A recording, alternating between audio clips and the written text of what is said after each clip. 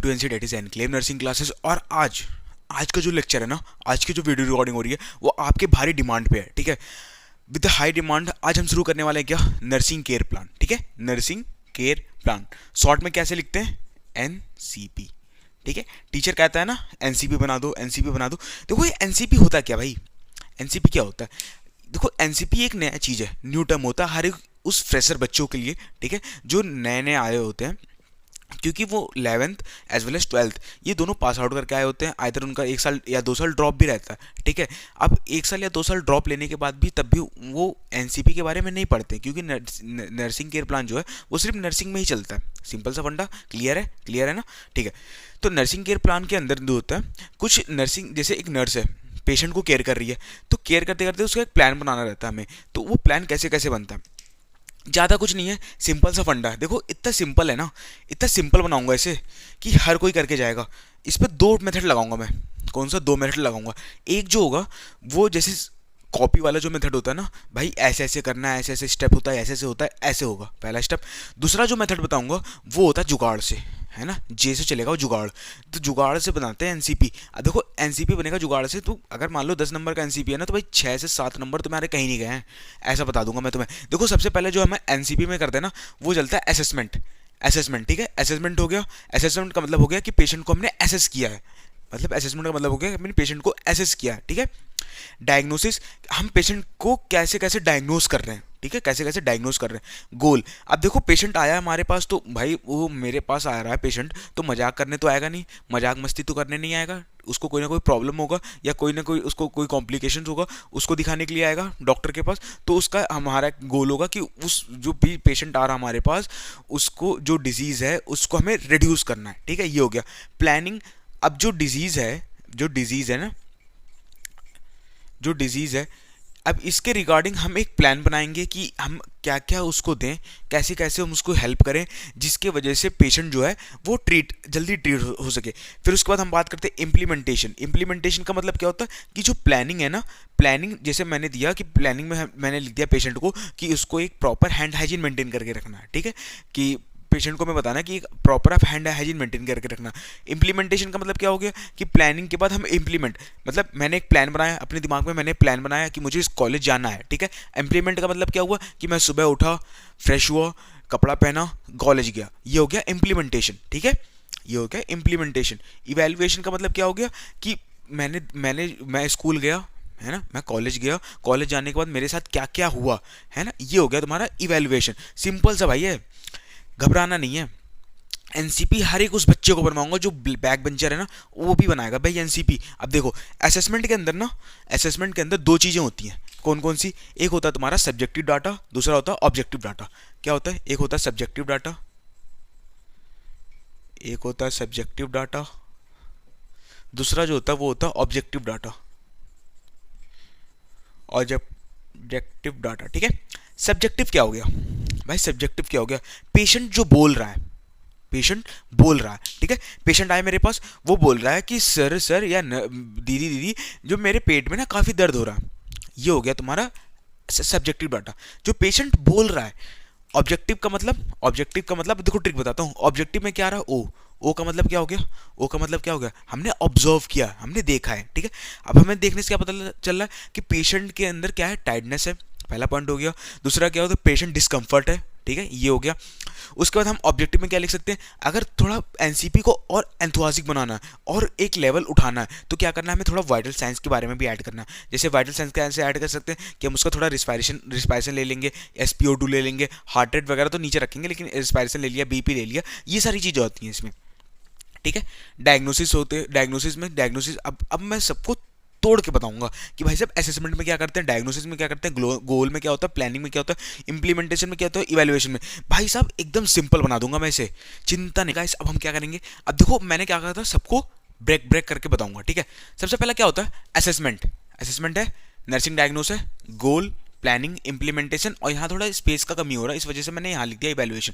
याद रखना जब भी तुम एनसीपी बना रहे हो तो ये सीक्वेंस में आना चाहिए।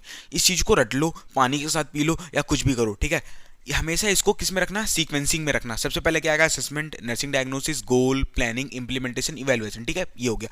असेसमेंट में क्या आता है, सब्जेक्टिव डाटा, सब्जेक्टिव डाटा आता है, सब्जेक्टिव डाटा, और तुम्हारा आता है ऑब्जेक्टिव डाटा, ऑब्जेक्टिव डाटा, ठीक है।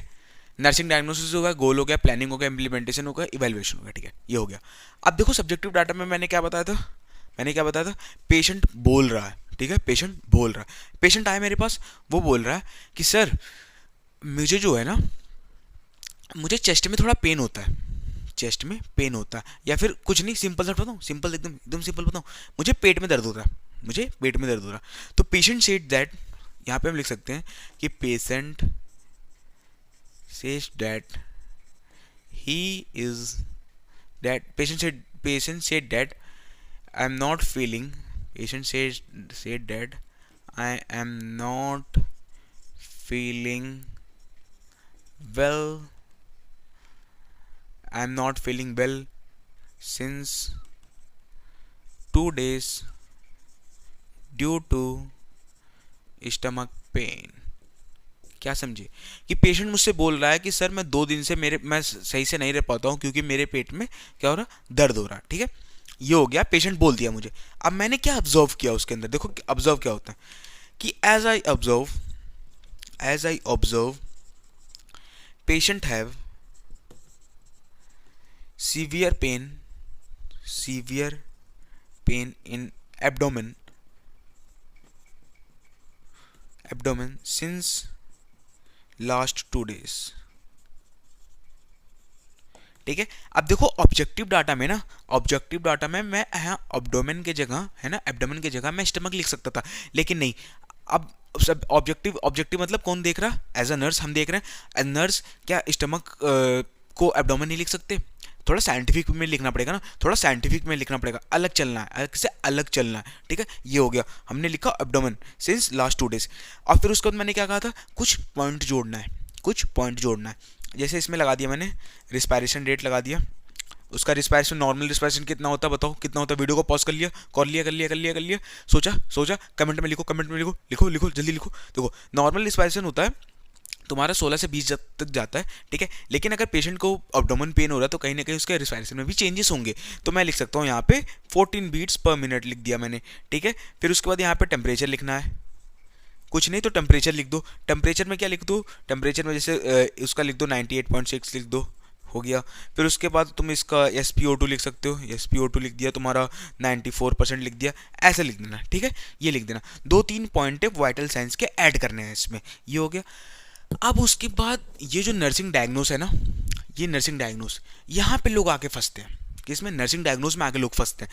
पेशेंट को क्या हो रहा है, एब्डोमेन में पेन हो रहा, तो एक्यूट पेन, भाई पेट में दर्द हो रहा, तो मैं क्या लिख सकता हूँ, एक्यूट पेन, ठीक है, acute pain is related to, ठीक है, acute pain is related to change in bowel movement,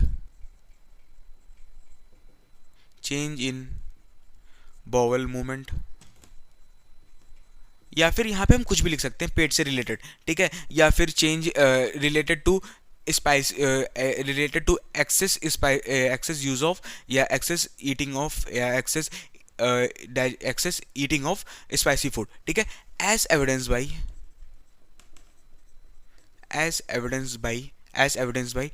taking physical history, taking history of the patient। अगर तुम्हें एज एविडेंस के बाद कुछ नहीं आ रहा, तो as evidence by disease condition,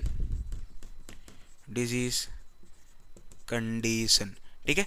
अब मैं इसके बारे में, नर्सिंग डायग्नोस के बारे में भी अलग भी बताऊंगा, चिंता मत करना, नहीं समझ में आ रहा कोई दिक्कत नहीं, अब मैं अलग भी बताऊंगा, ठीक है, ये हो गया। गोल क्या कह रहा, गोल क्या है, पेशेंट को पेट में दर्द है तो मुझे पेन को रिड्यूस करना है, ठीक है, ये हो गया। तो to reduce the pain of the stomach, ठीक है। गोल में मतलब क्या करना है, जो प्रॉब्लम है उसको कम करना, हमने गोल में लिख दिया। प्लानिंग में क्या करना है, प्लानिंग में क्या है, पेट में दर्द है तो फिर सबसे पहले हमें क्या करना है, पेशेंट को एसेस करना है, एसेस द पेशेंट। अब देखो मैं जो पॉइंट बताऊंगा ना, इसको नोट कर लेना, अभी बोलते जाऊंगा, उसे नोट कर लेना। वो तुम कहीं भी, कोई सा भी एनसीपी हो भाई, कोई सा भी एनसीपी हो, उसमें तुम प्लानिंग में लगा सकते हो, ठीक है। सबसे पहला क्या है, एसेस द पेशेंट, सबसे पहला पॉइंट हो गया। दूसरा पॉइंट हो गया कि एडवाइज द मेडिकेशन, लिखो advise the medication as per physician order, ठीक है। Advise the medication, advise the medication as per physician order, 2 point बोल दिया। तीसरा लिखो, तीसरा लिखो provide a proper diet, provide a proper diet, ठीक है। Provide a proper diet to the patient, to the patient. 3 point हो गया। चौथा पॉइंट लिखो कि प्रोवाइड नहीं, चौथा पॉइंट क्या लिखो, जल्दी बताओ जल्दी बताओ, थोड़ा खुद सोचो यार, खुद सोचना है तुम्हें, खुद सोचना है, क्रिटिकल थिंकिंग करना है। कैसे कर रहे हो, कैसे बैठे हो, कॉपी कलम लेके बैठे रहोगे, खुद सोचो ना थोड़ा सा। 3 पॉइंट मैंने बता दिया, चौथा तुम बताओ, बताओ जल्दी बताओ। वीडियो को पॉज कर लिया, कर लिया, हो गया। देखो चौथा पॉइंट क्या है कि maintain hygiene, maintain hygiene, maintain hygiene towards the patient, towards the patient. ये हो गया, 4 पॉइंट हो गया। 5वां पॉइंट देखो, लिखो 5वां पॉइंट क्या कि provide health education, health education to the patient. ये हो गया 5 पॉइंट, लिख लिया, ठीक है, लिख लिया। अब देखो तुम्हें कुछ नहीं आ रहा ना, तब ये 5 पॉइंट लगा दो। थोड़ा सा अगर तुम्हें प्लानिंग के बारे में आ रहा तो पहले प्लानिंग वाला जो तुम्हें आ रहा वो ऊपर लिखो, ठीक है, 2 पॉइंट, बाकी नीचे ये 4 पॉइंट 5 पॉइंट चिपका दो। कोई नहीं काटेगा भाई, कोई भी नहीं काट सकता, ठीक है। ये हो गया। इम्प्लीमेंटेशन में कुछ नहीं करना, एसएस की जगह ईडी लगा देना बस। वर्क हो चुका है, वर्क हो चुका है, वर्क हो चुका है, वर्क हो चुका है, कुछ नहीं, ईडी लगा दो, ईडी लगाते जाओ, ईडी लगाते जाओ। देखो ये सिंपल टेक्निक है, इसे जुगाड़ कहते हैं, ठीक है। लेकिन अगर तुम बुकिस लैंग्वेज में जाओगे तो यहाँ पे भी कुछ ना कुछ लिखा जाएगा, वो थोड़ा अलग टर्म में लिखा जाता है। लेकिन अगर तुम्हें कुछ नहीं आ रहा तो तुम बस ईडी लगा दो, कोई नहीं काटेगा, ठीक है। इवैल्यूएशन में क्या करना है कि पेशेंट मेरे पास आया था, मैंने उसे ट्रीटमेंट दिया, अब वो पेशेंट वेल हो गया और घर अपने गया, खुशी खुशी अपने घर गया, ठीक है। तो पेशेंट एज क्या करने वाले, नर्सिंग डायग्नोसिस के बारे में, ठीक है। मैंने क्या कहा था, नर्सिंग डायग्नोसिस को भी खोल के रख दूंगा, ठीक है। ये देखो नर्सिंग डायग्नोसिस में ना मैं कुछ तुम्हें 7 से 8 डायग्नोसिस बताऊंगा, उसे भाई साहब कहीं भी लगा दो, कॉमन बता रहा हूँ, कहीं भी लगा दो। अगर कुछ नहीं आ रहा तब लगाना है, ऐसे थोड़ी ना कि मैंने बता दिया और गए तुम कोई पेपर उठाया और लिख दिए, तब गलत हो जाएगा ना। अगर कुछ नहीं आ रहा ना तब क्या है, देखो सबसे पहले क्या है, acute pain is related to, अभी रिलेटेड टू के आगे क्या लिखना है वो भी बताऊंगा। Acute pain is related to, ठीक है। Fluid volume deficit is related to, risk of infection is related to, risk of impaired skin integrity is related to, altered breathing pattern is related to, imbalance nutrition is related to, है ना, activity intolerance is related to, deficit knowledge regarding disease condition is related to, ठीक है। मैंने तुम्हें बता दिया है, समझ लो नर्सिंग डायग्नोसिस का 80%, मैंने कितना बता दिया, 80% बता दिया। अब तुम्हें थोड़ा सा दिमाग लगा के इसमें 20% ऐड कर दोगे, तुम्हारा नर्सिंग डायग्नोसिस कंप्लीट। क्या समझे, 80% मैंने लिखा है बोर्ड पे, 20% तुम्हें सोचना। अभी इसका स्क्रीनशॉट लेना चाहते हो तो इसका स्क्रीनशॉट ले लो, जल्दी से ले लिया, स्क्रीनशॉट ले लिया, ओके डन, ठीक है। अब देखो, अब मैं किसी एक को उठाता हूँ, किसी एक को उठाऊंगा, कैसे देखते जाओ। जैसे यहाँ पे क्या लिखा है, acute pain is related to, ठीक है, acute pain is related to. मेरे पास पेशेंट क्या था, उसको क्या था, पेट में दर्द था, एब्डोमेन पेन था, ठीक है। तो acute pain is related to pain in the stomach, या फिर तुम्हारा कह दो कि टायर्डनेस इन द स्टमक, या pain in the stomach, pain in the stomach, pain in the abdomen, as evidenced by as evidenced by as evidenced by physical is as evidenced by perforation कर सकते हो, या फिर escultation कर सकते हो, या फिर as evidenced by physical examination, या as evidenced by history collection, या फिर as evidenced by physical examination, ठीक है। ये हो गया। अब देखो मैं किसी एक को उठा के ना और अच्छे से एक्सप्लेन करता हूँ, देखते जाओ कैसे करता हूँ मैं, तुम्हें चिंता बिल्कुल नहीं करना है। देखो सबसे पहला वाला क्या था कि एक्यूट पेन, ठीक है। अब देखो क्या होता है, acute pain is related to acute pain is related to tenderness in the abdomen as evidence by, ठीक है। अब देखो as evidence by के बाद कुछ नहीं आ रहा ना भाई साहब, कुछ नहीं आ रहा, खाली दिमाग, ठीक है, खाली है दिमाग, तो कुछ नहीं लिखना। as evidence by, as evidence the related to tenderness in the abdomen as evidence by disease condition।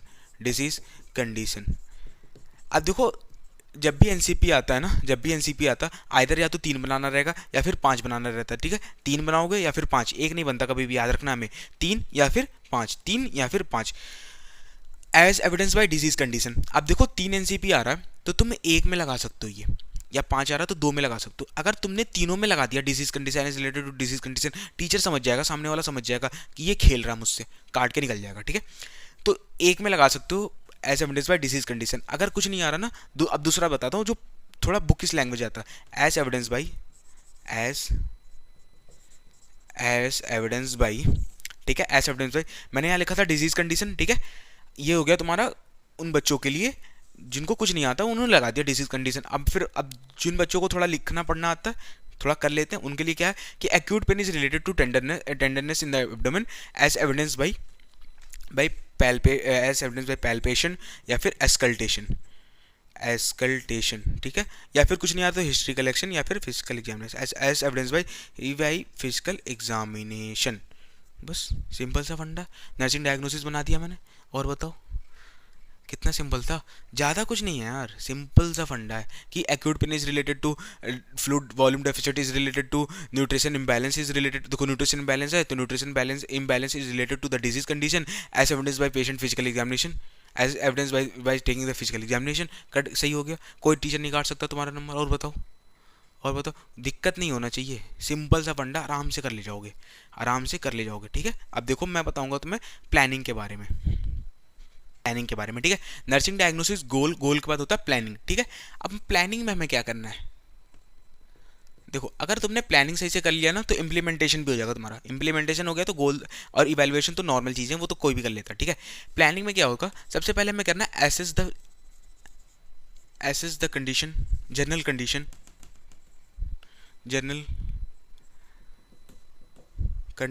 Of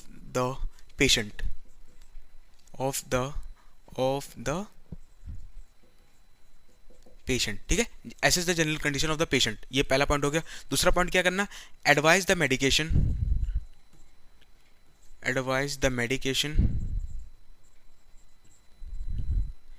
as per physician या फिर एज पर फिजिशियन ऑर्डर, ये हो गया, ठीक है। Maintain proper nutrition to the patient या फिर provide health education